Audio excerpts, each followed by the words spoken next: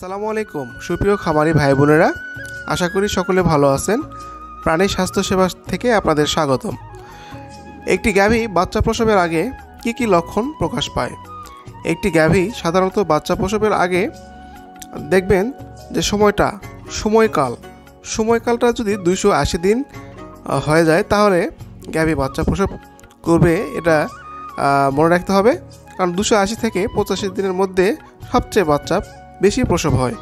বাচ্চা হওয়ার আগে গরুর আপনার স্তন ফুলে ওঠে এবং আপনার জরায়ুর মুখ আপনার নরম হয়ে যায় এবং প্রশস্ত দেখায়। পিছন সাইড দেখলে আপনারা দেখবেন যে অনেকটা প্রশস্ত জায়গা হয়। ঘন ঘন প্রসাব এবং গরু না খাওয়া, অস্বস্তি বোধ করা, শুয়ে পড়ে আবার ওঠে, ব্যথা হয়। আর এরপরে দেখবেন যে ওয়াটার ব্যাগ আপনার মানে পানির থলি যেটা বলা হয় বাচ্চা প্রসবের, সেই পানির থলিটা সামনের দিকে চলে আসে।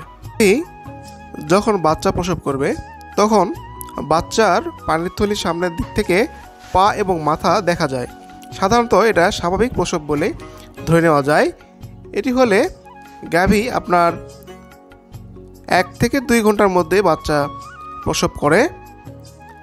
আর এছাড়াও যদি ব্যতিক্রমী কোনো গর্ভাবস্থায় বাচ্চার ত্রুটি এবং কোনো অসুবিধা থাকে, সেক্ষেত্রে বাচ্চা হয় না, আটকে যায়, সেক্ষেত্রে আপনার অবশ্যই চিকিৎসকের পরামর্শে বাচ্চা বের করতে হবে।